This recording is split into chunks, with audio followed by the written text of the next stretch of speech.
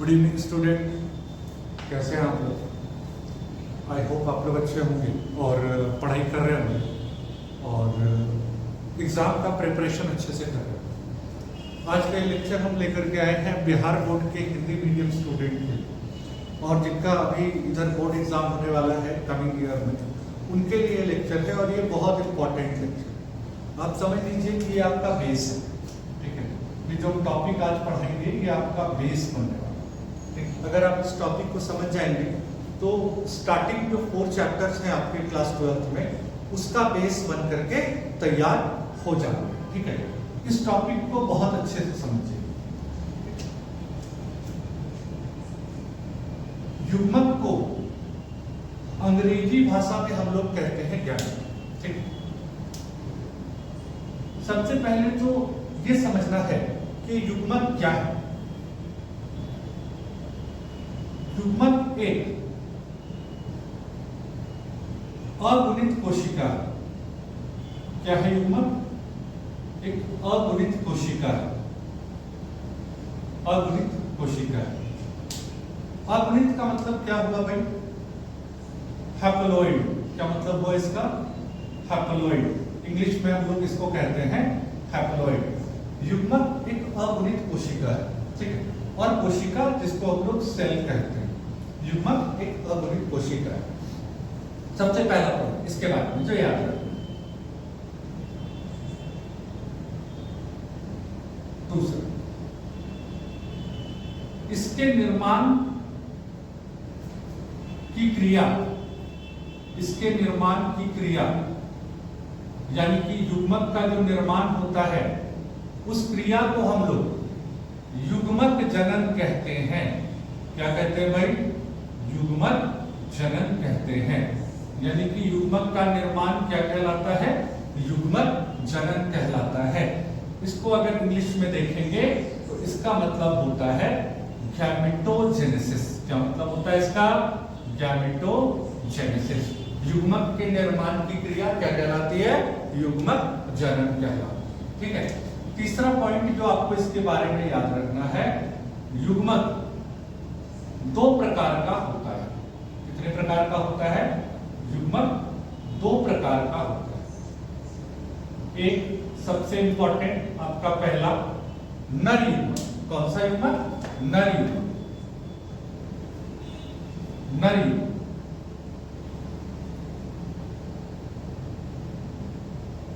नर युग्मक। और दूसरा कौन सा? मादा युग्मक। 2 युग्मक बनते हैं, नर युग्मक और मादा युग्मक। मादा युग्मक। अब क्रिया कोई भी हो, युग्मक कोई भी बन रहा हो, युग्मक निर्माण को हम लोग क्या कहते हैं? युग्मक जनन कहते हैं, ठीक है।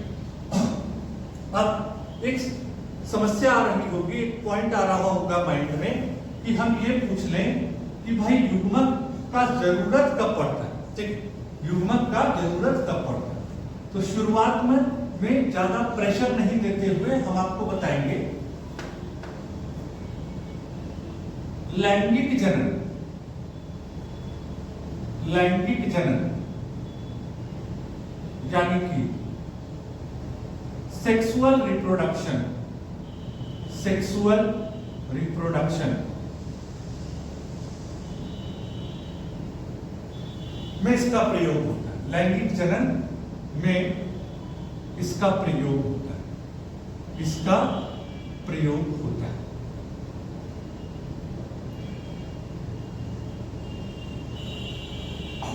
ठीक है। लैंगिक जनन में इसका प्रयोग होता है। यानी कि अब भाई ये बात तो आ गया, लैंगिक जनन में प्रयोग होता है तो कैसे होता है, ठीक। हम कहते हैं कि अगर कोई भी जंतु लैंगिक जनन करना चाह रहा है तो वो नर युग्मक बनाएगा, नर युग्मक बनाएगा और मादा युग्मक बनाएगा, ठीक है। नर युग्मक बनाएगा और मादा युग्मक भी बनाएगा।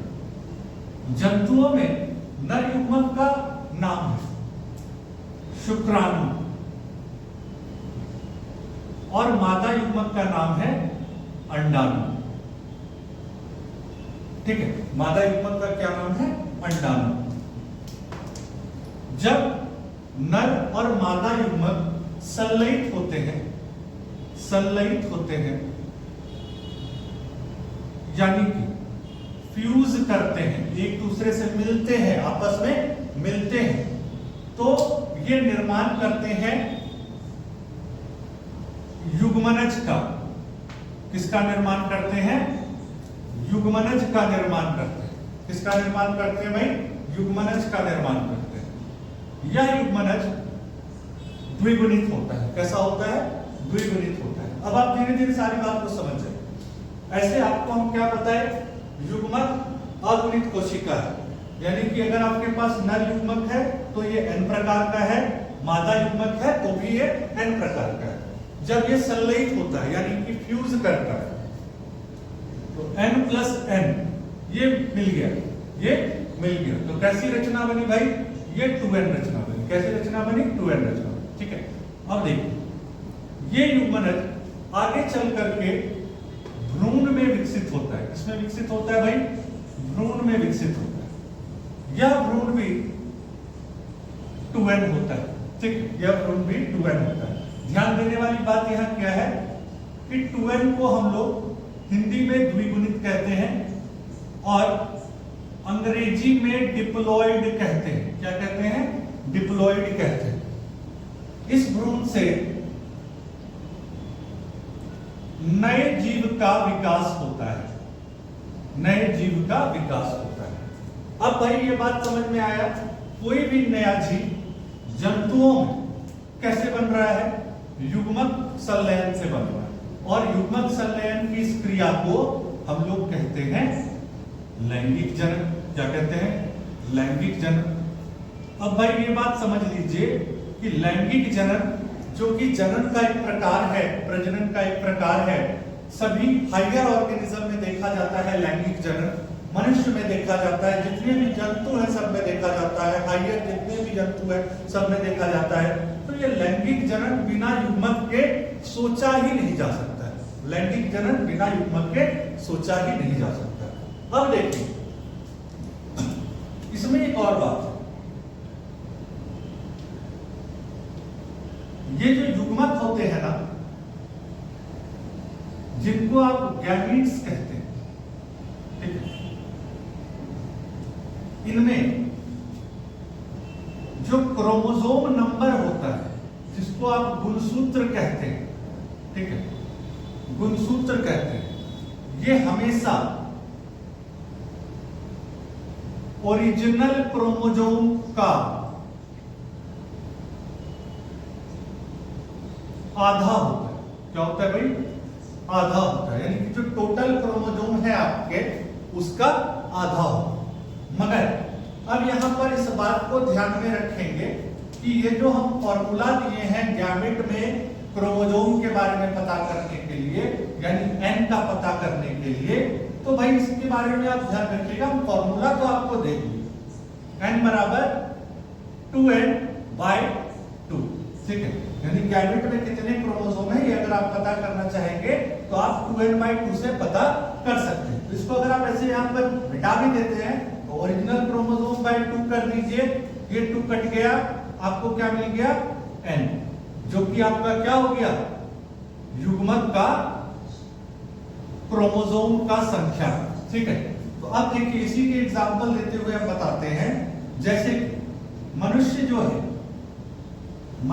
है इसमें 46 क्रोमोसोम होते हैं, ठीक है, मनुष्य में 46 क्रोमोसोम होते हैं, ठीक है, यानी मनुष्य का गुणसूत्र कितना है? 46 है, ठीक है। और मनुष्य जो है वो द्विगुणित है। कैसा है? द्विगुणित है, यानी 2n का मान कितना हो गया? 46। 2n का मान कितना हो गया?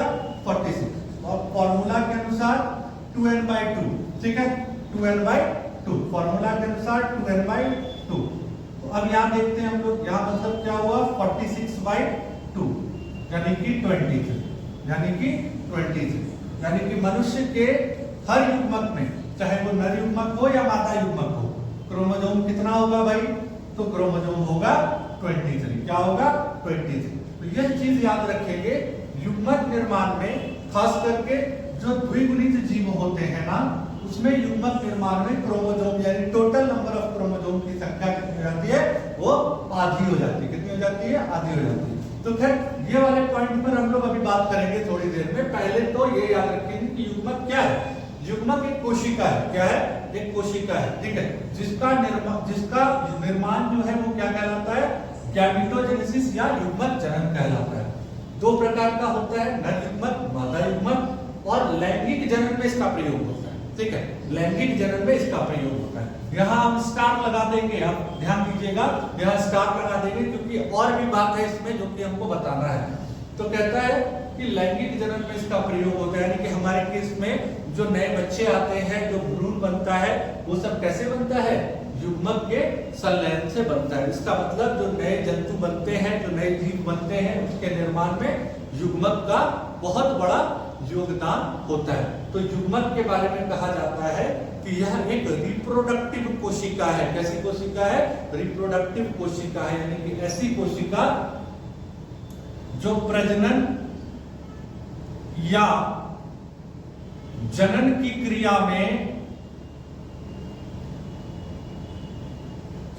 में भाग लेती है, ठीक है, भाग लेती है। प्रजनन या जनन की क्रिया में क्या करती है? भाग लेती है। इस चीज को ध्यान देंगे, बहुत इंपॉर्टेंट बात है। तो अभी आप इसको लिखिए, हम इस पॉइंट को और डिटेल में करके आपको बताते हैं, ठीक है। आप इसको नोट डाउन कर लीजिए बढ़िया से। टॉपिक हम लोग देखेंगे इसी युग्मक में, जो टारगेट का भी टॉपिक बनता है, और इस टॉपिक पर बच्चे अक्सर कंफ्यूज कर जाते हैं। कहता है क्या? एक पॉइंट है, युग्मक निर्माण में विभाजन कौन सा होता है?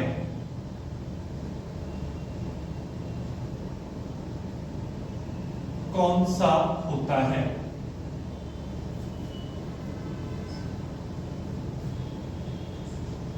ठीक है, ये पॉइंट है, युग्मक निर्माण में विभाजन कौन सा होता है, और इस पे बच्चा अक्सर कंफ्यूज कर जाता है, ठीक है। इसको हम क्लियर कर देते हैं। एनसीईआरटी कहता है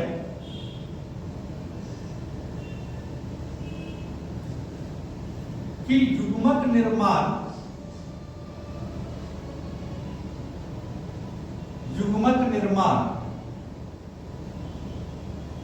में अर्धसूत्री विभाजन होता है। कौन सा विभाजन होता है भाई? अर्धसूत्री विभाजन होता है। युग्मक निर्माण में कौन सा विभाजन होता है? अर्धसूत्री विभाजन होता है,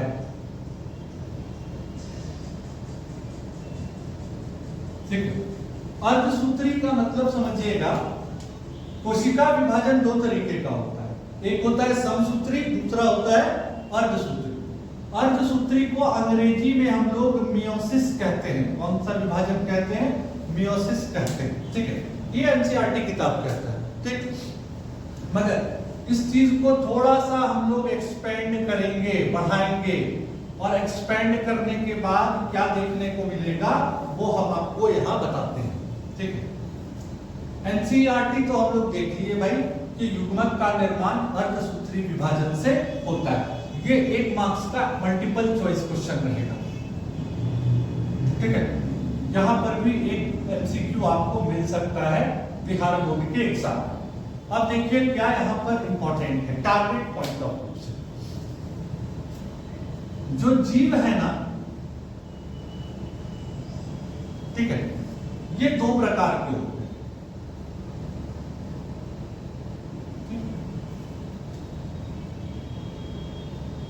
कुछ होते हैं द्विगुणित,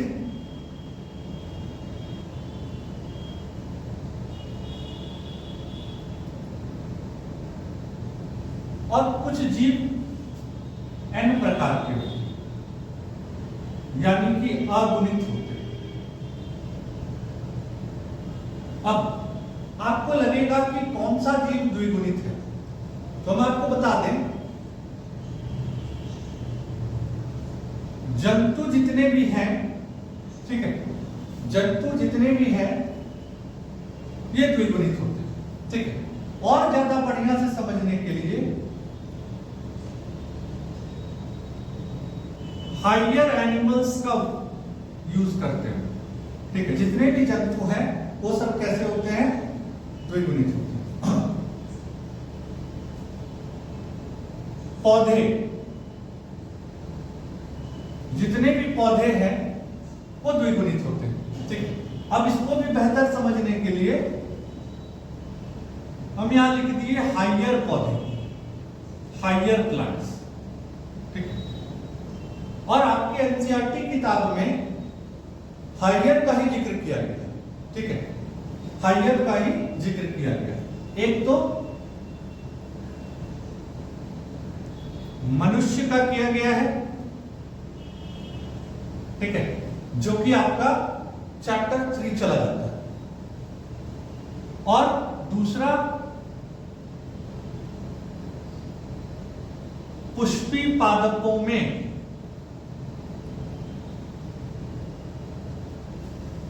जो कि आपका चैप्टर 2 चला जाता है। कौन सा चैप्टर है, चैप्टर 2, ये है आपका चैप्टर 3।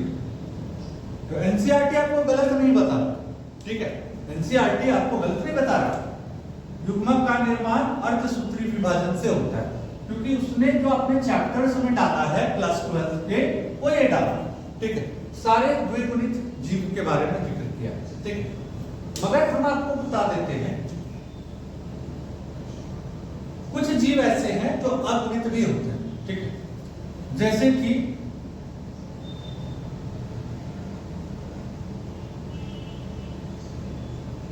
शैवाल के मेंबर्स, ठीक है, ये अगुणित होते हैं, यानी कि एल्गी क्या होता है भाई, ये अगुणित होता है।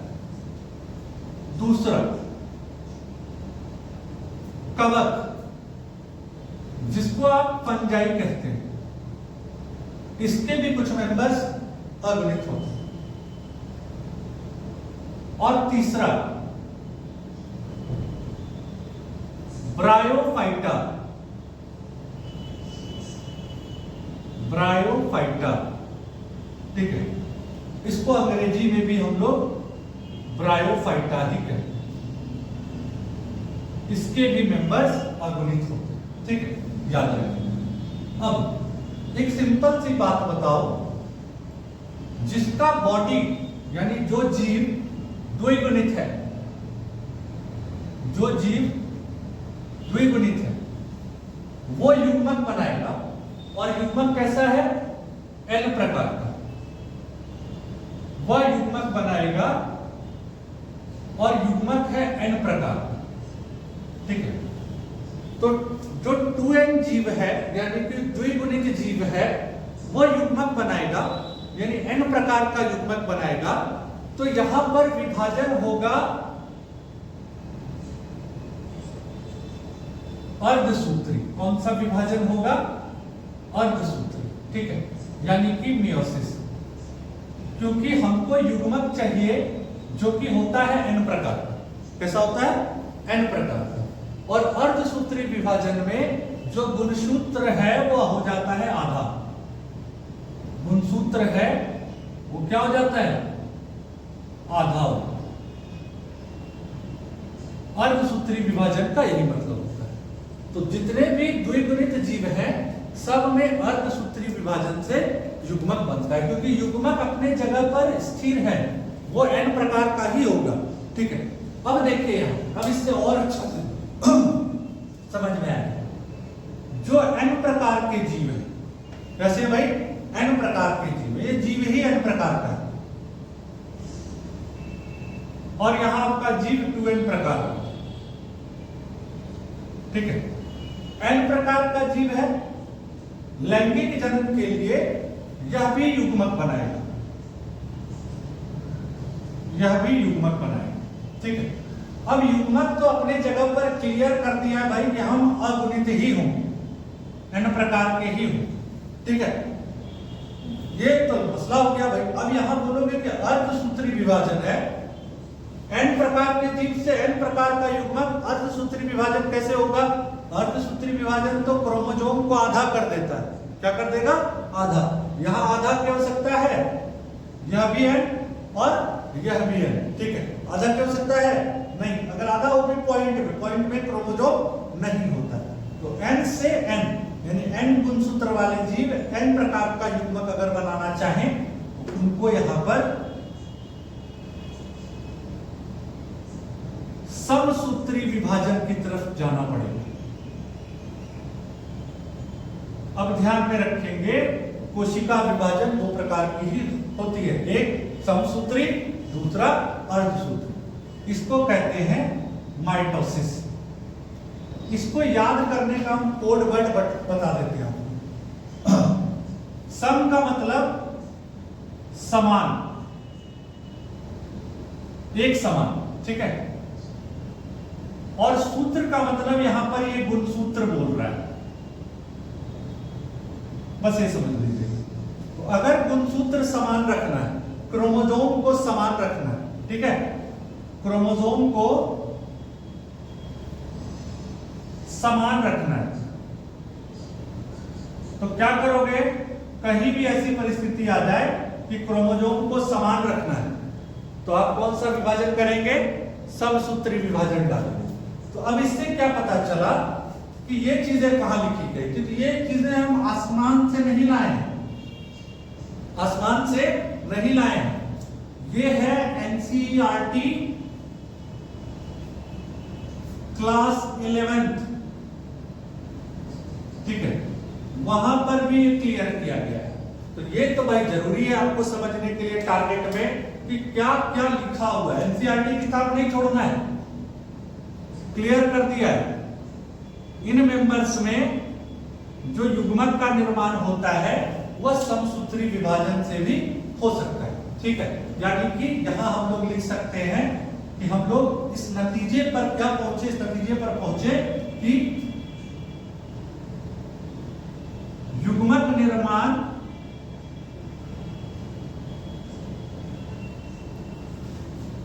में दोनों प्रकार का विभाजन, समसूत्री और अर्धसूत्री,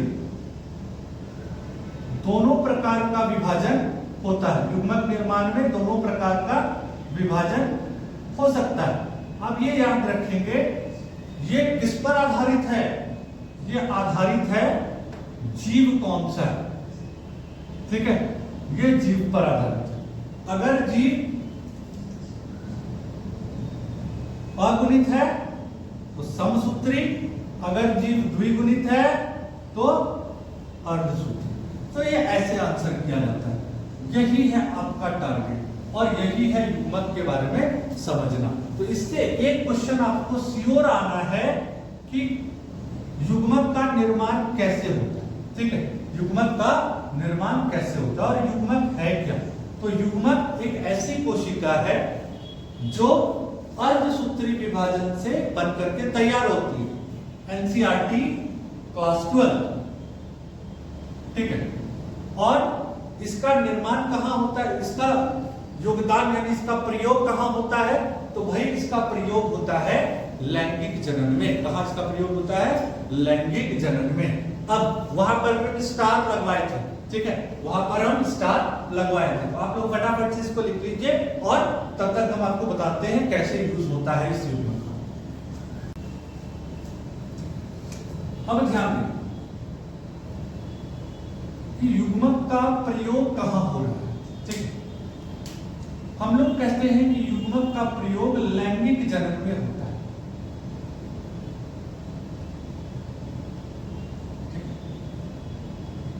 कोई बात, ये एकदम सही बात है, लैंगिक जनन में होता है। मगर ऐसा नहीं है कि इसका प्रयोग अलैंगिक जनन में नहीं होगा, अलैंगिक जनन में नहीं होगा, वहां पर भी इसका प्रयोग होता है मगर तरीका, ठीक है।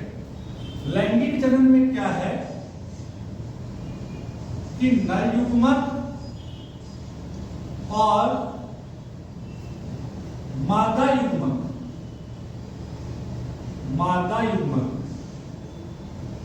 संलयित होते हैं। नर युग्मक और मादा युग्मक संलयित होते हैं और ये मिलकर के युग्मनज का निर्माण करते हैं। ठीक है, और युग्मनज फिर भ्रूण का विकास करता है। युग्मनज फिर भ्रूण का विकास करता है। तो युग्मक n प्रकार के हुए, युग्मनज 2n प्रकार का हुआ और भ्रूण 2n प्रकार का। ठीक है, अब देखिए क्या होता है, यहां से कुछ बातें और पता चलेंगी टारगेट पर। ठीक है, नीट के पर्पस से अलैंगिक जनन में भी युग्मक का प्रयोग होता है। अलैंगिक जनन में कुछ ऐसा केस देखा गया है जिसमें युग्मक नए जीव के निर्माण में अपना योगदान दे रहे हैं। ठीक है, जैसे कि एक क्रिया है एपोमिक्सिस। ठीक है, ये वीवीआई है। अब इसमें क्या होता है वो देख लीजिए। इसमें क्या होता है, जो मादा युग्मक होता है ना,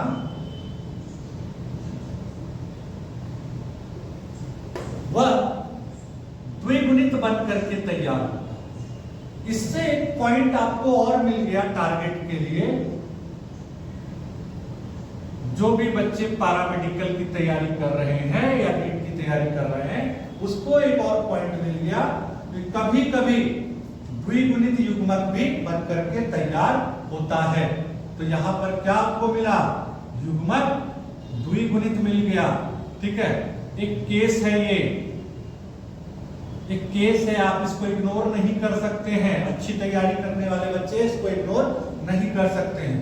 ये युग्मक द्विगुणित होता है और इस युग्मक में इतनी क्षमता होती है कि ये खुद से विकसित हो जाता है भ्रूण में। इसमें भ्रूण में, जो कि 2n प्रकार का होता है। दोनों में फर्क क्या है, एक ये अलैंगिक जनन है, यहां पर कभी भी युग्मक का संलयन नहीं होगा, नहीं होगा। प्लस जब युग्मक का संलयन नहीं होगा तो युग्मनज नहीं बनेगा। समझ गए? ये सिर्फ होता है लैंगिक जनन। बाकी टीचर्स यहीं से शुरू करते हैं, हम युग्मक समझाते हैं कि पहले युग्मक से पढ़ना शुरू कीजिए। तो आई होप आपको समझ में आ गया होगा। बढ़िया से पढ़िए, अच्छे से तैयारी कीजिए और अगर कोई तकलीफ है तो मैसेज कीजिए।